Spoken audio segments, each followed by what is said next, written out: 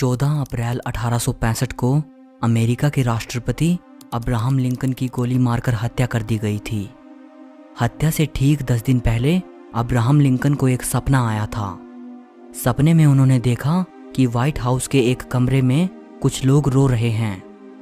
जब Abraham Lincoln उस कमरे में जाते हैं तो वो देखते हैं कि कमरे में एक डेड बॉडी पड़ी है जिसके चारों ओर बहुत से लोग खड़े हैं।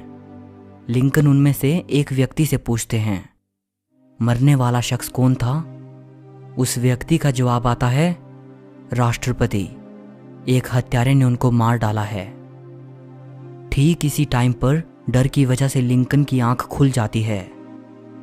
अपनी हत्या से 3-4 दिन पहले अब्राहम लिंकन ने इस सपने के बारे में अपनी वाइफ और अपने एक दोस्त वॉर्ड लेमन को बताया था।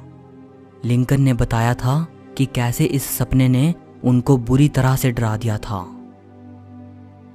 इस वीडियो को आखिर तक जरूर देखना। आप इतिहास से जुड़ी 12 ऐसी अविश्वसनीय बातें जानोगे जो वाकई आपको हैरान कर देंगी। नंबर 2, 1915 में एसी डनबर नाम की एक 30 साल की महिला की मृत्यु हो जाती है। डॉक्टर्स के मृत घोषित करने के बाद उसकी बॉडी को कॉफिन में रख दिया जाता है। इसके बाद यह डिसाइड किया जाता है कि शव यात्रा एक दिन बाद निकाली जाएगी, क्योंकि महिला की सिस्टर टाउन से बाहर रहती थी, इसीलिए उसे देरी से आना था। जब उनकी सिस्टर वहां पहुंचती हैं तो वो कहती हैं कि मुझे अपनी बहन को आखिरी बार देखना है और वो बॉडी को बाहर निकालने का हुक्म देती हैं। इसके बाद जो हुआ वो हैरानी की भी हदें पार करने वाला था।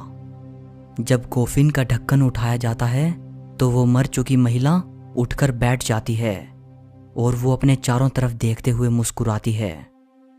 वो औरत अपनी मृत्यु के बाद 47 साल तक जिंदा रही। नंबर 3, जीनी वाइली नाम की ये लड़की 1957 में अमेरिका में पैदा हुई थी। जब ये 1.5 साल की थी तब इनके फादर ने इनको घर के अंदर एक कमरे में बंद कर दिया था और इनको पूरी तरह से नज़रअंदाज कर दिया था और किसी को भी जीनी से मिलने नहीं दिया जाता था। करीब 11 साल तक इन्हें एक कमरे में बंद रखा गया। जब जीनी 13 साल की हुई तब आखिरकार इनको रेस्क्यू कर लिया गया। जीनी को जब वहां से बाहर निकाला गया तब डॉक्टर्स ने देखा कि जीनी का दिमागी स्तर महज 1 साल के बच्चे जितना था।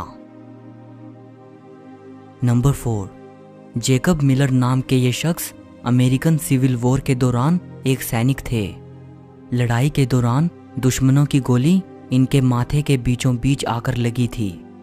इनके सभी साथी इन्हें मरा हुआ समझकर इनको बैटलफील्ड में ही छोड़कर चले गए थे। कुछ घंटों बाद जैकब को होश आया और वो अपनी जान बचाने में कामयाब रहे। हैरानी की बात है कि माथे पर गोली लगने के बाद ये शख्स 54 साल तक जिंदा रहा।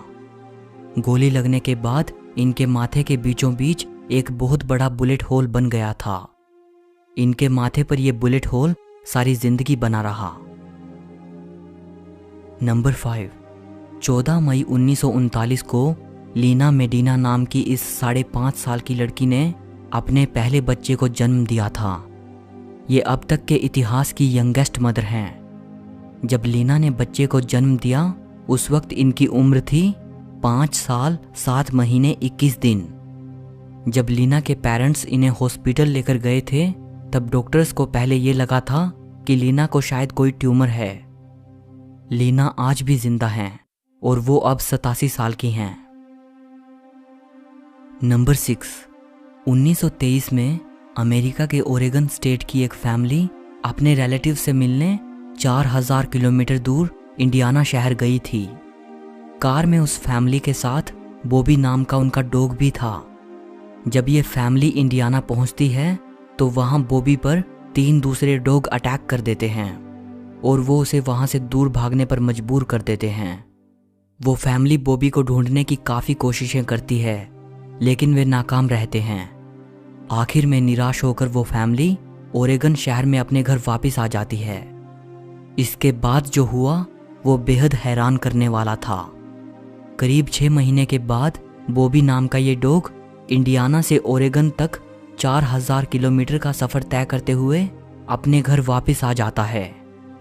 ये एक ऐसी घटना थी जिस पर यकीन करना काफ़ी मुश्किल है। इस घटना के बाद इस डॉग को बॉबी द वंडर डॉग नाम दे दिया गया था। नंबर 7, अर्नोल्ड शोनबर्ग एक ऑस्ट्रियन कंपोजर थे। इनको ट्रिस्काइडेकाफोबिया था। ट्रिस्काइडेकाफोबिया एक ऐसी कंडीशन होती है जिसमें इंसान को नंबर 13 से डर लगता है। ऐसे लोग जो इस कंडीशन से सफ़र कर रहे होते हैं, वे लोग नंबर 13 को लेकर काफ़ी अंधविश्वास करने लगते हैं। लोगों का नंबर 13 से डरने का एक कारण फ्राइडे द 13th भी है। फ्राइडे द 13th को वेस्टर्न कल्चर में बदकिस्मत दिन माना जाता है। ये दिन तब आता है जब किसी महीने की 13 तारीख को शुक्रवार का दिन होता है। सो अर्नोल्ड भी इसी तरह के डर से सफ़र कर रहे थे। कोइंसिडेंटली अर्नोल्ड की मृत्यु होती है 13 जुलाई 1951 फ्राइडे द 13th को रात 12:13 पर। नंबर 8, ये जो आप देख रहे हैं ये एक तरह की सज़ा है जो चाइना में और एशिया के कुछ हिस्सों में छोटे मोटे अपराधियों को दी जाती थी। अपराधियों के गले में 2-3 महीने के लिए लकड़ी का एक बड़ा सा तख्ता डालकर उन्हें पब्लिक प्लेसेस पर छोड़ दिया जाता था, उन्हें अपमानित करने के लिए। अपराधियों के गले में डाला जाने वाला लकड़ी का ये बोर्ड इतना बड़ा होता था कि अपराधी का हाथ उसके मुंह तक ना पहुंच पाए। इसलिए ऐसे अपराधियों को खाने पीने के लिए पूरी तरह से राह चलते लोगों पर निर्भर रहना पड़ता था। मतलब किसी व्यक्ति को अगर रहम आ गया तो वो इन्हें खाना खिला देता था, नहीं तो बहुत से अपराधी भूख से ही मर जाते थे। एक कागज पर अपराधी के द्वारा किया गया अपराध लिखकर उसे लकड़ी के बोर्ड पर चिपका दिया जाता था, ताकि राह चलते लोगों को इस बात की खबर रहे कि अपराधी का गुनाह क्या था। नंबर 9, 1991 में रिचर्ड क्लिंकहैमर नाम के इस व्यक्ति की पत्नी घर से अचानक गायब हो गई थी। पत्नी के गायब होने के 1 साल के बाद रिचर्ड ने एक सस्पिशियस बुक लिखी थी जिसमें उन्होंने अपने जीवन साथी को मारने के 7 तरीकों के बारे में बताया था। इसके बाद पुलिस को रिचर्ड पर शक होने लगा, लेकिन पुलिस को रिचर्ड के खिलाफ कोई सबूत नहीं मिला। रिचर्ड जिस घर में अपनी पत्नी के साथ रहते थे, 1997 में वो घर उन्होंने बेच दिया और दूसरे शहर में चले गए। सन 2000 की बात है। जो नए लोग उस घर में रहते थे, वे लोग घर के बगीचे में खुदाई कर रहे थे और वहां उन्हें रिचर्ड की पत्नी की डेड बॉडी मिली। नंबर 10, चार्ल्स रिगल्ट एक फ्रेंच वेटलिफ्टर थे। सेकेंड वर्ल्ड वॉर के दौरान एक नाज़ी ऑफिसर के साथ हाथापाई करने के जुर्म में नाज़ियों ने इनको जेल में डाल दिया था। ये अपनी ताकत का इस्तेमाल करके जेल की सलाखें मोड़ने में कामयाब हो गए और न सिर्फ ये अपने आप आज़ाद हो गए, बल्कि इन्होंने और भी कैदियों को इसी तरह से जेल से बाहर निकाल दिया। इसके बाद ये सिर्फ यही नहीं रुके, जिस नाज़ी गार्ड ने इनको जेल में डाला था, इन्होंने उसकी पिटाई भी की। नंबर 11, 2009 में रिसर्चर्स को क्रोकोडाइल की एक प्रिमिटिव स्पीशीज के फॉसिल्स मिले थे। ये फॉसिल्स बेहद विशालकाय मगरमच्छ के थे। ऐसे मगरमच्छ जो कि करीब 100 मिलियन साल पहले इस धरती पर घूमा करते थे। ये मगरमच्छ बेहद तेज रफ्तार से दौड़ सकते थे। जब डायनासोर्स का हमारी पृथ्वी पर वजूद था, उनके साथ ही ये मगरमच्छ भी यहाँ मौजूद थे। ये मगरमच्छ इतने खतरनाक थे कि ये विशालकाय डायनासोर्स को भी मारकर उन्हें खा जाते थे। नंबर 12, चीन की विशाल दीवार को बनने में कई सैकड़ों साल लगे थे। ये दीवार गुलामों, कैदियों और ऐसे मजदूरों द्वारा बनाई गई थी जिनसे ज़बरदस्ती काम करवाया जाता था। इस दीवार को बनाने में लगे गुलामों और मजदूरों को उनके काम के पैसे नहीं मिलते थे, बल्कि उनको सिर्फ इतना खाने को दिया जाता था जिससे वो जिंदा रह सकें। मजदूर लोग दुर्घटनाओं से, बीमारियों से और थकान की वजह से मर जाते थे। माना जाता है कि इस दीवार को बनाने में बेतहाशा मजदूरों ने अपनी जान गंवाई थी। आज चीन के लोगों के बीच एक कहावत मशहूर है। वे कहते हैं कि चीन की दीवार की हर एक ईंट के नीचे एक लाश दफन है। सो इस वीडियो के लिए बस इतना ही। अगर आपको ये वीडियो अच्छी लगी हो तो इसे लाइक और शेयर कर देना।